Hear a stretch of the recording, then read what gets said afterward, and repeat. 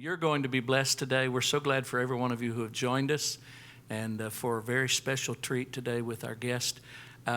Mark Gregson has a radio broadcast called Parenting Today's Teens every Saturday morning on the Moody channel, and for probably at least 2 years, I guess, as I was driving to the church for our Saturday morning corporate prayer meeting. By the way, you're invited to join us for that every Saturday at 9 o'clock. But as I was driving to the church for that prayer meeting, I was listening to Moody, and I kept hearing that program. And something just kept telling me, you need to invite him to CLC. And so after resisting that urge for probably 2 years or more, I finally contacted his office earlier this year, and I am just so delighted. Mark, believe it or not, has been working with teenagers for 40 years. He started when he was a teenager at 19, and the Ministry of Heart Life through the years, over 150,000 people have attended their conferences, heard him speak, and thousands of troubled youth have been helped. And so it's a special treat to have him here. Would you give your very best CLC welcome to Mark Gregson as he comes? Thank you. Thank you. Wonderful. Good. Sit down. Sit down. I haven't even started yet. Hey, I already feel at home. I just got back from Kenya and Ethiopia. I've never felt more white in my life than when I was there. And when I was there, I'd go to church services, and I never felt more old. It was really funny that I was the only gray-haired person there, and which was just different. And I don't know whether they just don't have gray hair, they shave it off, or they color it, or what. But it was just a different feeling for me. But my granddaughter, who's 13, wanted to go meet the kids that she's been supporting with Compassion for the last 5 years. And I said, let's go. And we did. And so she got to meet her two kids that she's been really engaged with for 5 years, selling lemonade and apples and, T-shirts and everything else to support these two kids. And just absolutely unbelievable. Yeah, it's fun to be here. I do love the diversity of the crowd. I love the music that is just unbelievable. Golly, America's Got Talent has nothing on these guys. The bass player in the back, she's just so cool. She's the coolest one out of the whole bunch. And I just loved it. But anyway, it is good to be here. Let me tell you a little bit about myself. I live with 60 high school kids. I have for years. When I was 19, I was leading a Young Life group, which is just an outreach to kids. And a man walked up to me and said, I'm struggling with my son. What do I do? And I go, I don't know. Let him come live with me. And that's how it started. And so my wife and I got married a couple of years later, and so we started taking in other kids, and we've just always had people living with us throughout our lives. And so I graduated from Tulsa University in Oklahoma. I was Oklahoma Bible quiz champ of 1969, and most of y'all probably know me as that. And so graduated, then went to law school, and all the while working for a church and doing Young Life. And a friend of mine was killed in an accident, really one of the professors, and I said, I'm done. I'm going to do the kid thing. And so we started having more kids live with us, and then 30 years ago, we started a program called Heartlight. So we've now had over 3,000 kids live with us, and it's been absolutely wonderful from every background, every country that you can think of. I mean, just great kids, wonderful kids, great kids. Just something traumatic has happened. My wife and I started dating in the 9th grade when a Christian band came through town. That was our first date. The band was Led Zeppelin, and so it was interesting. I got to tell Stevie Wonder that story when I was on a plane flying back from L.A., and he gets on the plane, and this big guy with the biggest hands comes up, and he's walking back and forth, and so I hand him a note, just shaking, as he's going back to Stevie, and I hand him a note, and it says, Stevie, I just want you to know that your biggest fan is on this plane. Your music has influenced me since I was a little kid. And God bless you for what you do. And it was the day that Obama was elected. And it was amazing. It was amazing. About 10 minutes later, that big hand is on my shoulder. It was his bodyguard. And he said, "Hey, Stevie wants to talk to you."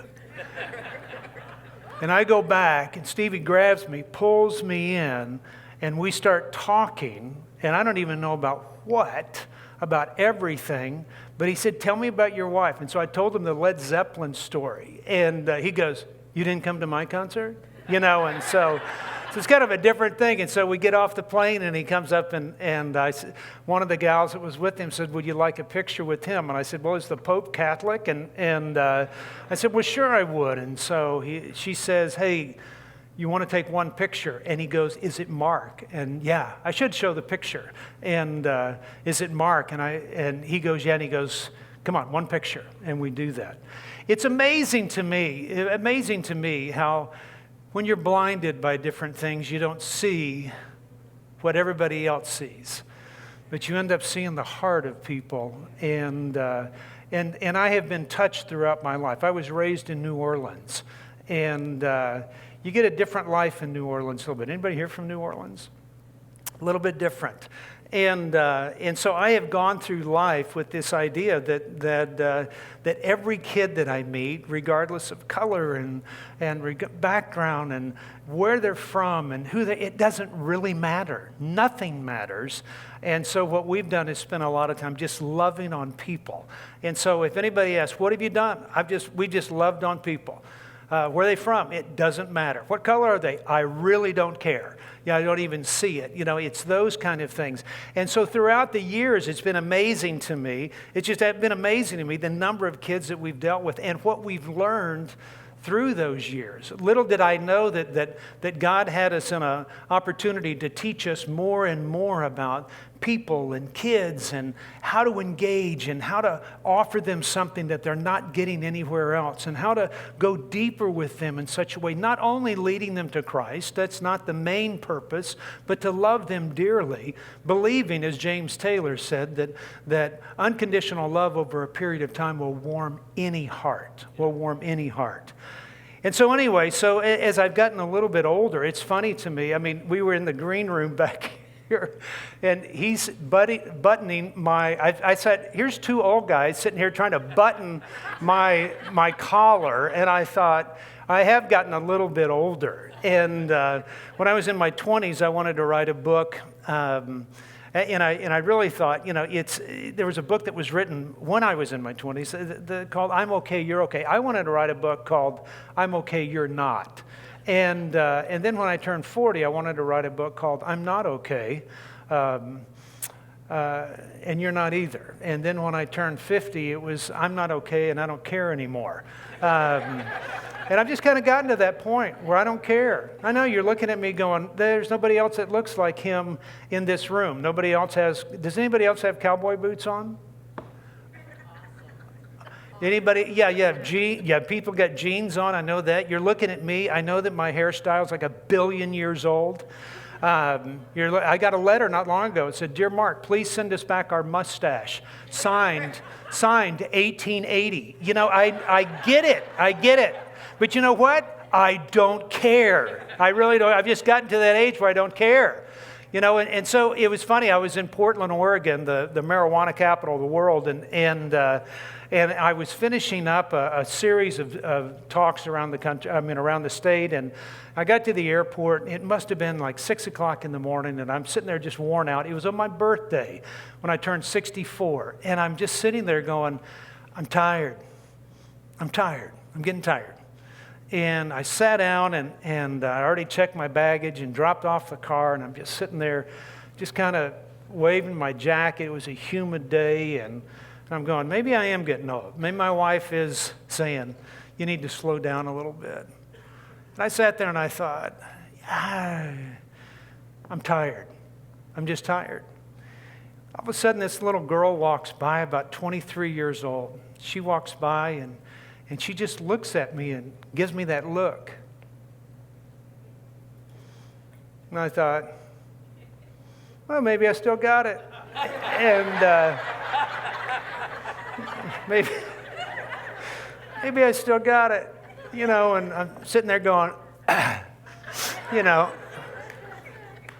are you? Good, good, good. She walks by. About 5 minutes later, she comes back. And she looks at me again, and she just gives me that look. And I'm going, I do still have it. And then about 5 minutes later, she comes back, and she just stops. And I'm going, and she goes, sir, do you need a wheelchair?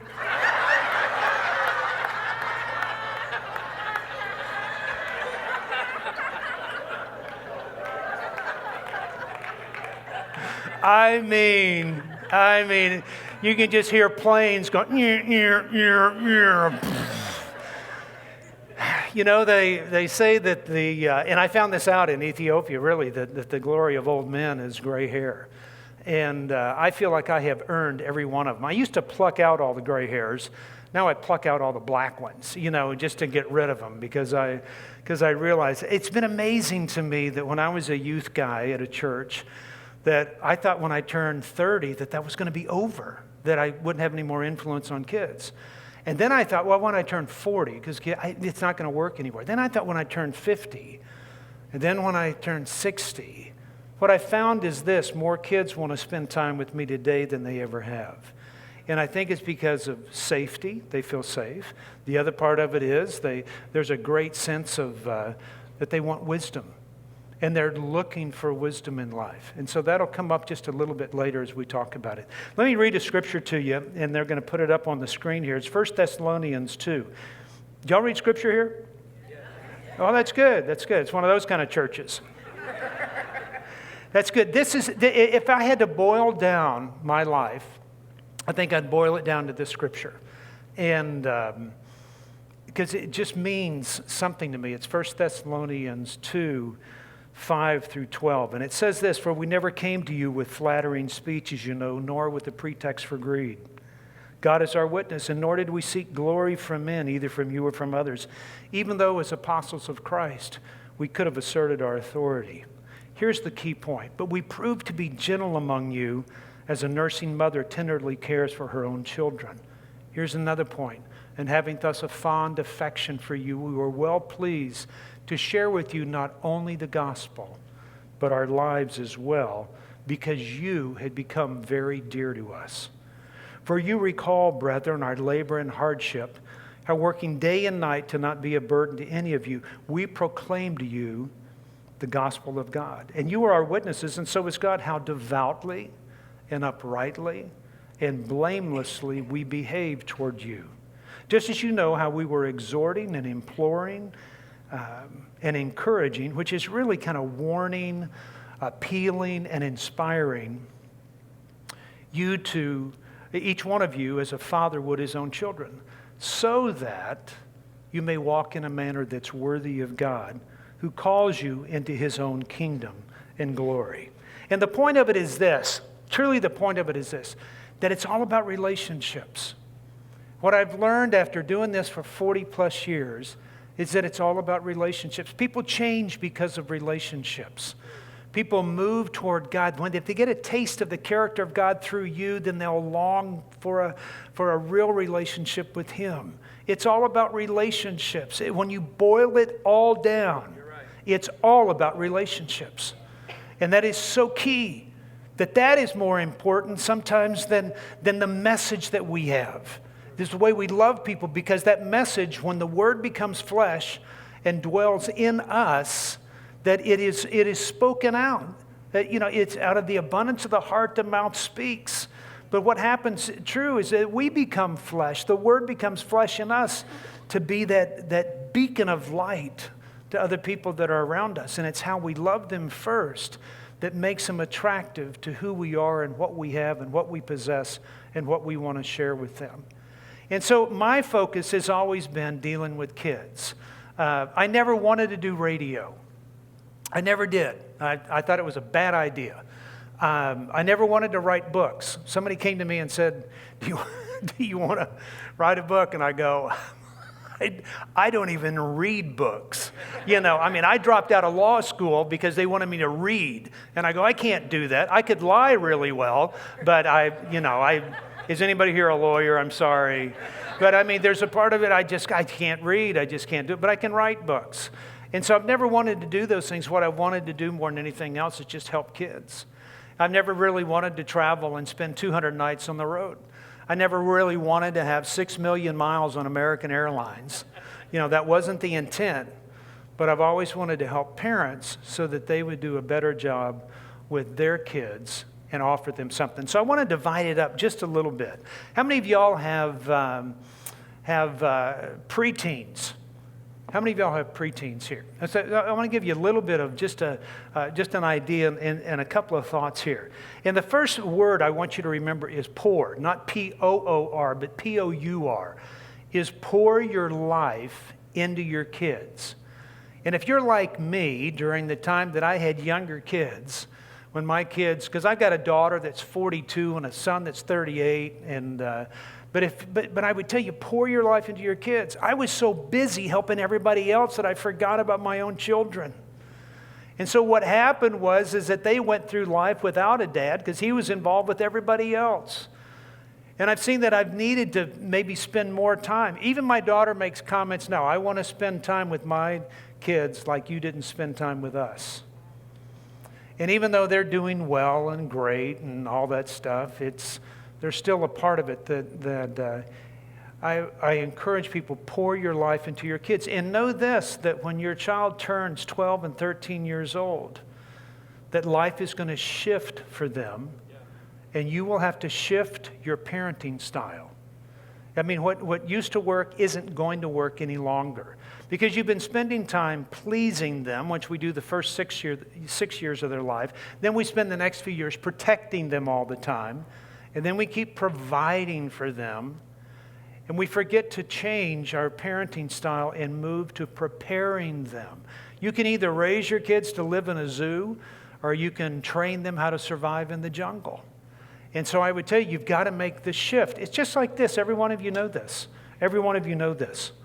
That when I got married, I became a husband. Are you following me? My dad still treated me like his son. And then when I had kids, I also became a father.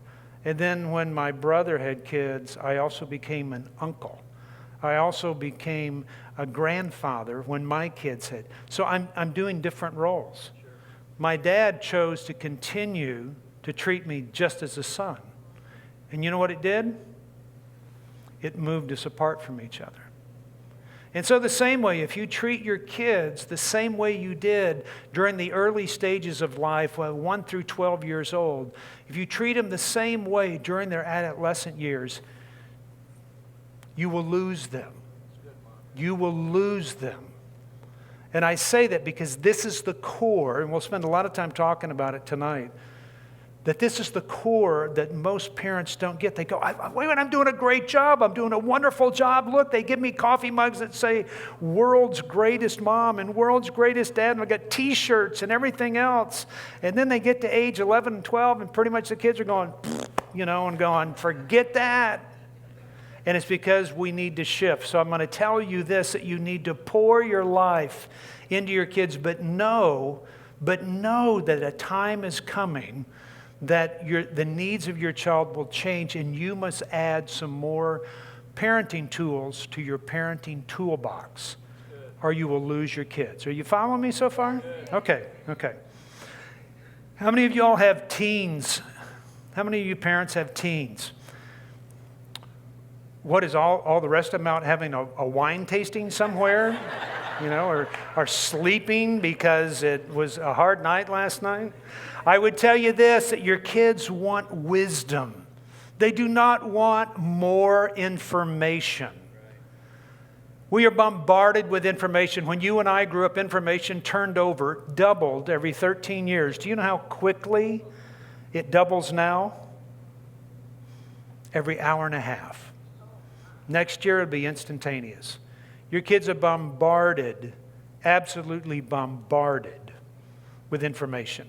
So if all you are a source of information, your kids won't want you anymore. They don't need you. I forgot to bring my phone up here. I'd hold my phone, and I said, I have access to the Library of Congress on my phone. I can get any information I want. I really don't need any more conversations with people. That's why they don't have conversations, because they can find it themselves. But what it sets you up for as a parent is the opportunity to share wisdom. And that's what they're longing for. Moms, you've got to quit talking so much.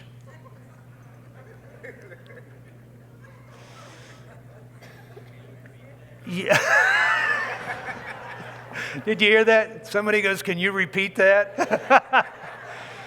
You got to quit talking so much, because if all you are a source of information. See, it works in a teaching model. But what you've done is you're transferring to a training model. And even a fool appears wise when he keeps his mouth shut, as Scripture would tell us. You got to quit talking so much, because if you're like me, if you're just bombarded with information all the time, you want to shut down. If you're on Facebook, if you watch Fox News, don't you just get tired of it all the time? It's just the constant bombardment of more and more stuff, and you go, it's got to quit. It's got to stop. I'm on Facebook, and anybody here on Facebook? Friend me. And as you go through, it's everybody talking about, somebody's dog died. 3 dogs died. 3 people that I know lost their dog yesterday. And then 2 babies were born. One got put into St. Jude's. The other is, a mother died somewhere. A father that's 85 years old just got married. Everybody's on vacation but me, is what I find out. And I'm sitting there going, it's just so much information, it doesn't quit. And so you know what I do? I shut it off. Same way like Fox News. Anybody here work for Fox News? It's so much. I'm done. I may agree with everything, but I'm done. And that's what your kids will do if you're just a source of information. Okay, so that's the slap. I want you to hear the kiss here, moms, and you grandmothers. Every man in this room knows this to be true, that any one of you women in here possesses more wisdom than all the men in this room put together. Yeah. I love you. Yeah. That all the women in this room possess more, any one of them possess more wisdom than all the men in this room put together. Thank God for women. You're right. And if all you do is share information and you shut your kids down and they won't talk to you, then they will miss out on what they need desperately that you have to offer. True. You are full of wisdom. Start using it. Quit sharing more information. Spend more time sharing wisdom in half the amount of words. Dads, you got to quit trying to fix everything. I'm staying at a hotel a few miles from here, and this morning I just have a tendency to do it. I fixed the shower head. I took it apart and fixed it while I was in the shower. Why? I really don't know. One of the lamps didn't work, and so I fixed it. Why? I really don't know.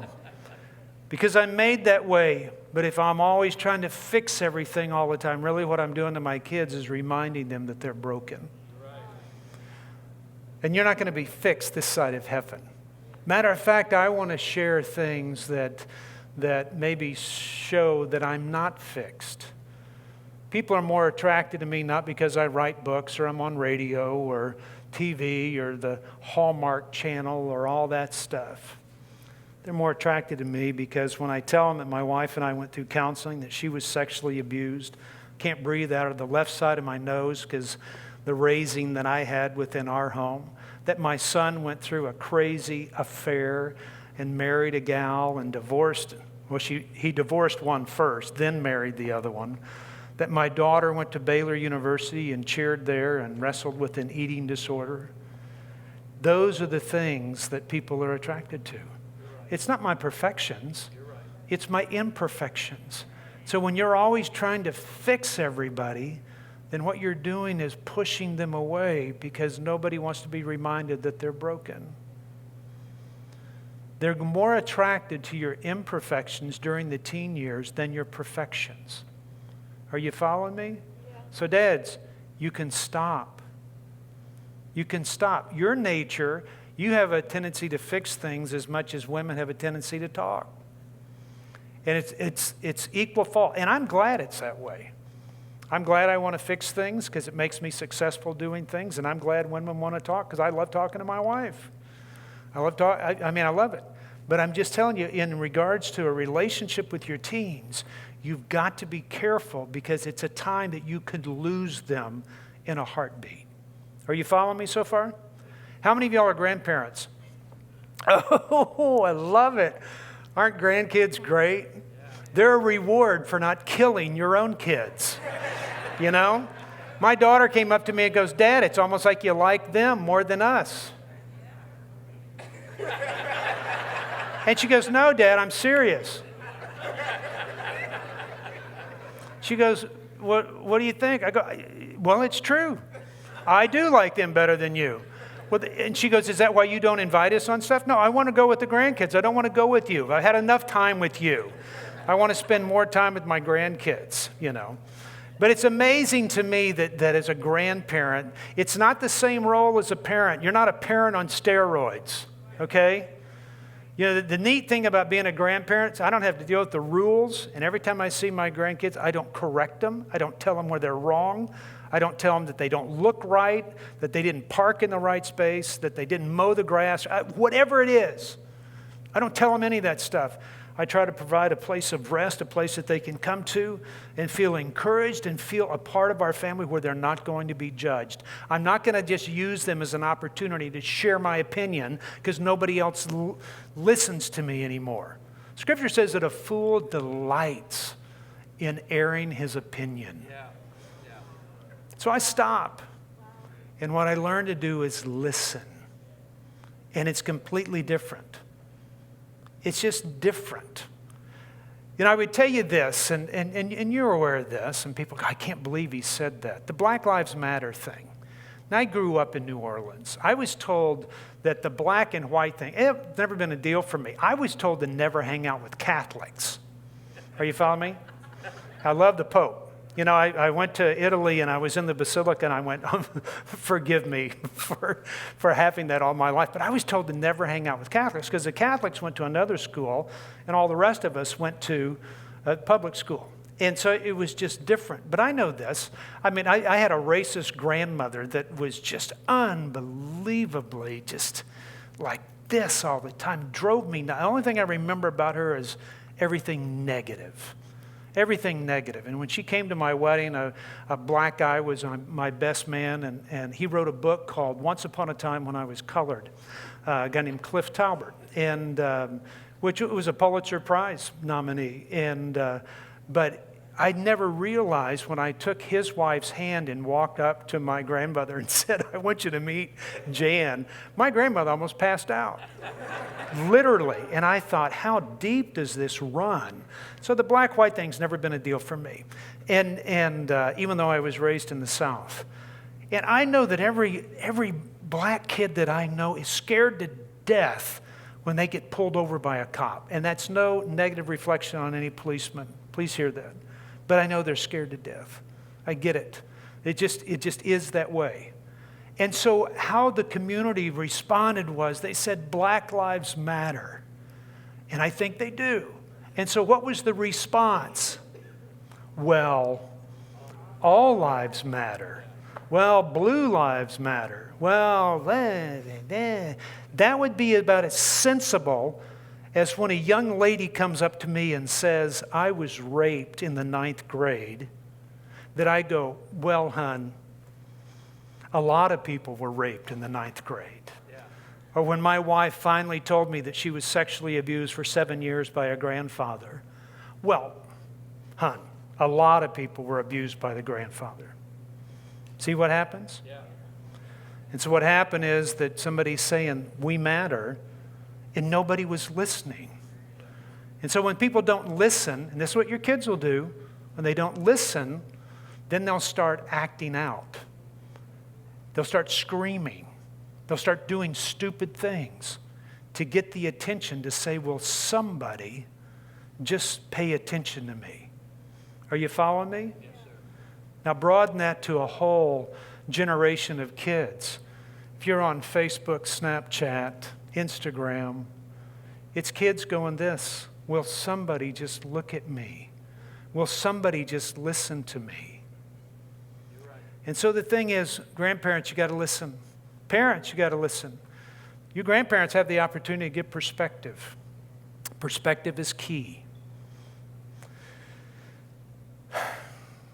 Key in such a way that it is so important that you get to share that maybe life isn't as bad today as it used to be. I grew up in the 60s. I'll go to battle with anybody about the craziness of the 60s. And I'll just say, it was worse then. And I've got to get perspective. It's not near as bad as everybody thinks it is. And to all the young people here, I would say this. The relationships that you have or the relationships that God would desire for you are a lot deeper than what you will ever find on social media. That God has created you to be relational. And it's not necessarily through all technology. I've got every piece of technology there is. I utilize every bit of it. But that's not my core, and that's not my basis. God created you to be relational and wants you to have relationships. And I could tell you, it's the only time I'll say it, you're being deceived to think that you do have relationships when God would have something better for you. And that becomes important. Now, here's the other thing that I would tell you. So if I'm telling people and saying, you know, relationships are key, and all you preteen folks that you just need to pour your life into your kids and to your parents, I would say you've got to listen and make sure that you're sharing wisdom.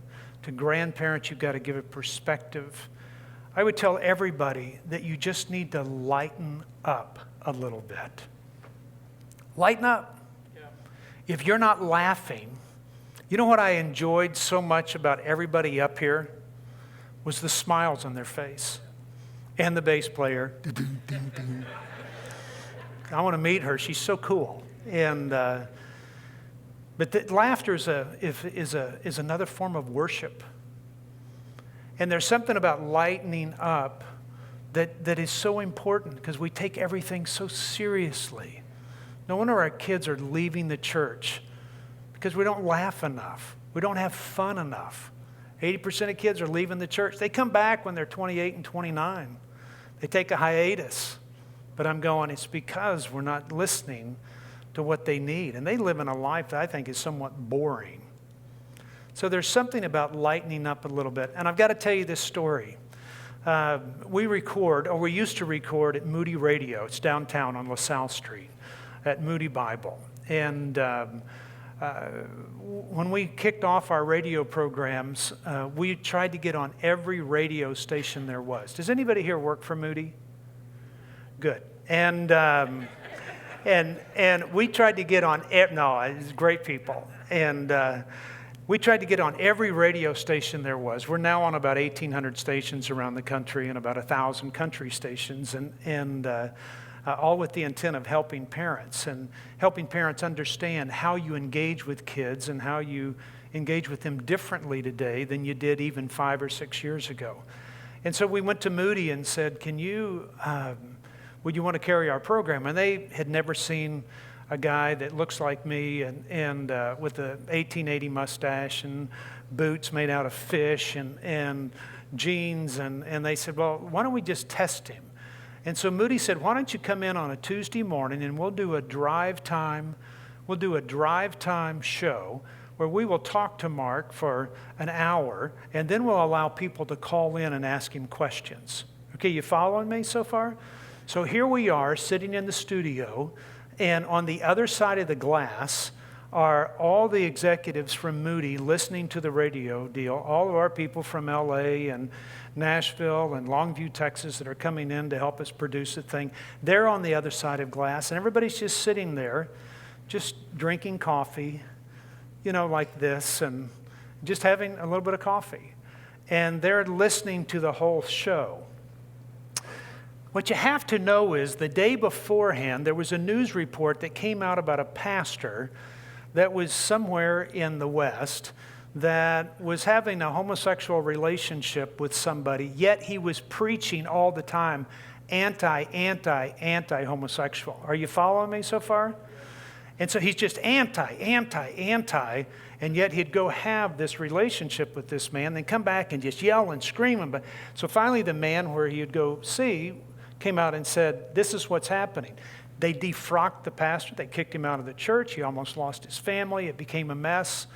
He came back and said, what do I need to do to restore my relationship? He met with counselors and elders and people all over this country for the next 4 or 5 years. And then his counselor came out on the Monday before we were doing the interview on Moody. Are you following me so far? They came out and said, this man is 100% heterosexual. And it was on the second page of USA Today, the fourth page of the Wall Street Journal. It was on SRN News that this man is 100% heterosexual. Okay, that was the big news among radio a few years ago. Everybody follow me so far? We finished our first hour on Tuesday morning, and now the questions come in, where we're going to open up the lines, and you get to ask Mark any question that you want. So this lady calls in and goes, Mark, we have Stephanie on the line. I go, hi, Stephanie, sweetheart. Tell me what your question is. She goes, well, I got a question for you, Mark. Are you 100% heterosexual? The people on the other side of the glass just went, and everything went into slow motion. Our production guy, the guy who heads up our deal, is just sitting there going, oh, no, and it just came out. I said, Stephanie, I don't think so. And I mean, the eyes on the other side got like this big, and they're just staring. I said, I don't think so. I think I'm 95% heterosexual. I think I'm 3% metrosexual because I wear Tommy Bahama shirts occasionally. And I'm 2% homosexual because I'd kiss Keith Urban if I had the opportunity to. And I thought it was funny.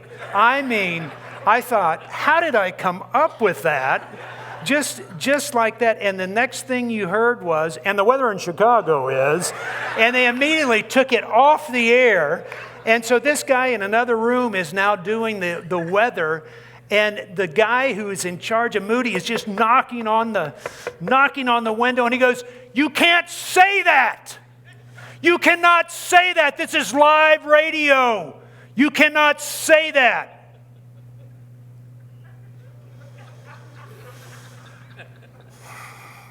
So I just stood up and the weatherman's going, well, it's a little stormy in Chicago. And I stand up and I go, hey guys, let me tell you something. If you don't lighten up, you'll never be able to talk about the hard subjects that our kids are dying to talk about. You've got to lighten up. Okay, Mark, I think we have another person who wants to ask you a question, We're now their number 3 program or something like that.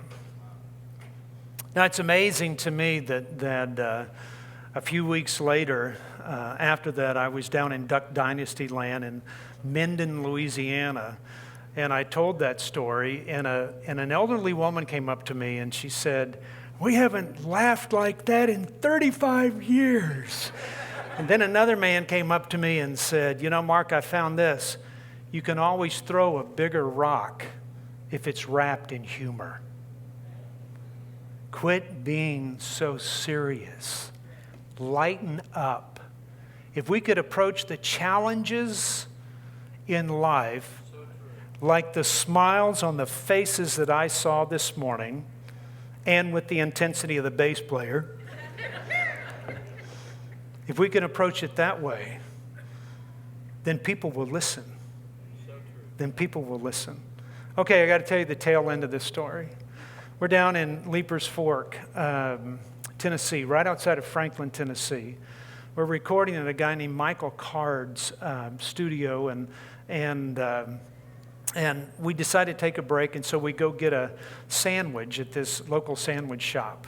And so we're just sitting there, a little tiny place, no bigger than this, little tiny place. Guess who walks in? Keith Urban. One of our guys goes, "Well, Mark, there you go," you know. So I walk up to Keith and I go, "Hey, Keith, I made Mark Gregson, I made a comment that 95 and, you know, and 3% and 2% that I'd kiss you if I had the opportunity." And he just looked at me and goes, "Well, that ain't going to happen." And he evidently didn't think it was too funny either.